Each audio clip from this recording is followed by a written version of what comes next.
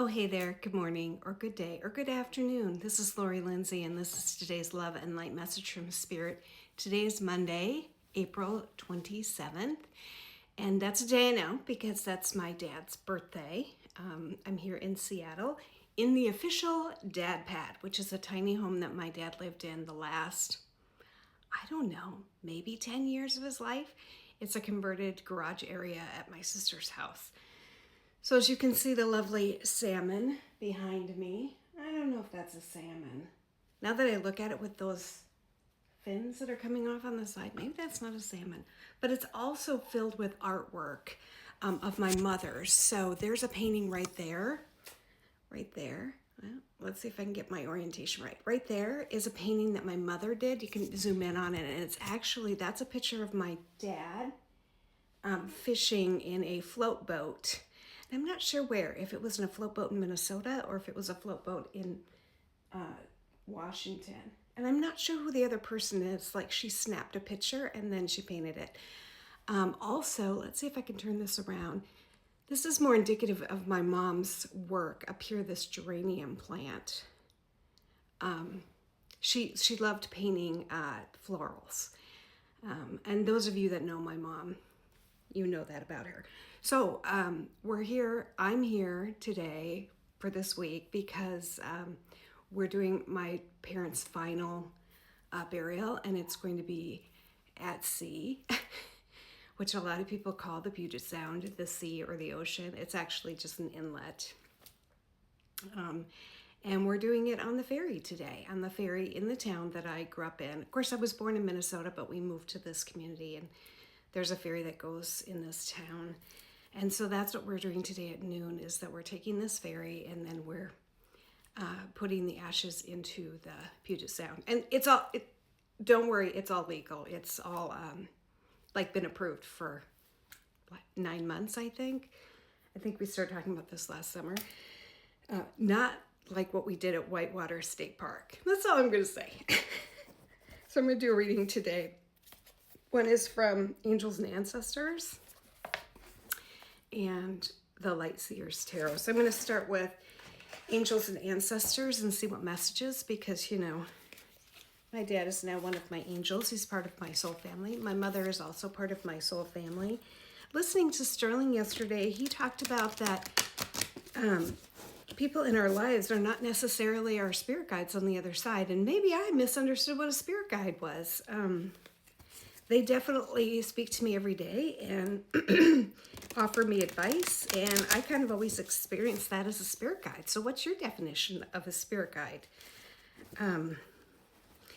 My dad's definitely part of my soul family, and so is his dad is part of my soul family. And people that you have multiple lifetimes with are part of your soul family, but there's thousands of souls in your soul family. So there you go. Let's see what messages from Angels and Ancestors we have today. This is a beautiful deck by Kyle Gray. And keep in mind, it has a very native, indigenous feel to it.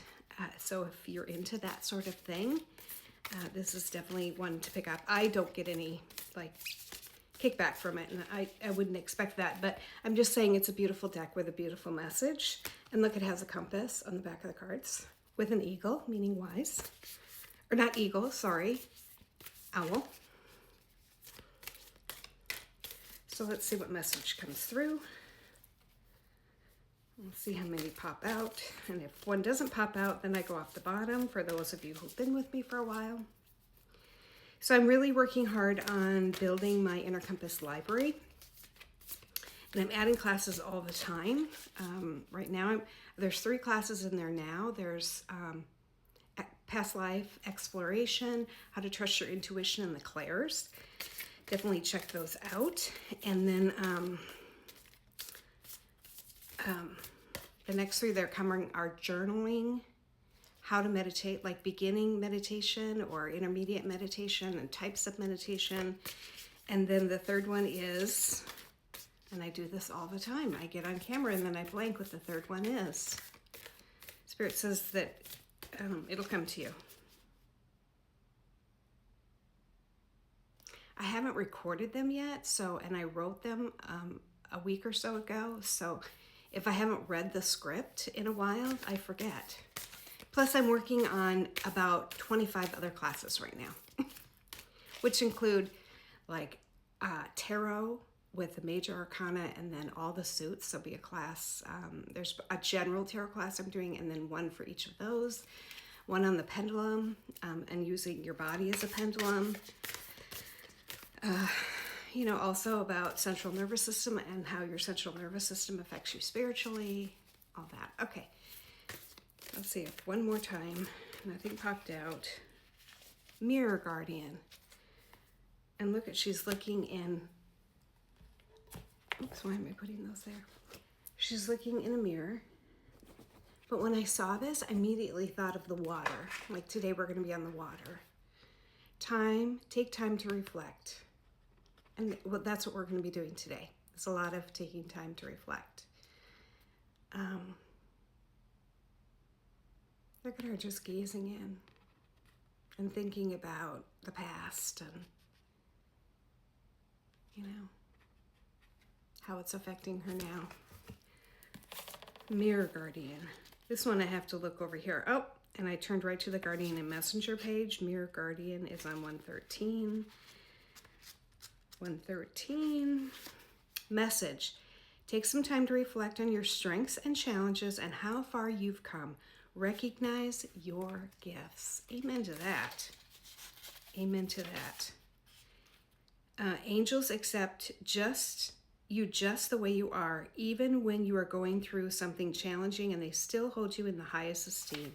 The Mirror Guardian, a female angel, looking into the mirror of life, invites you to witness your spiritual strengths and beauty, to see yourself as the angels do. So Mirror Guardian. And now my guides are saying, hurry up, because there's a message in the tarot.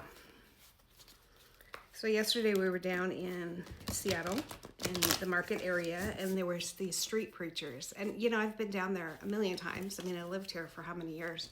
I've never seen street preachers down there. And my sister-in-law said to me, well, at least they're not preaching, hate and destruction. And I said, yeah, but everything they were saying was, Jesus still loves you, even though you're kind of a fuck up.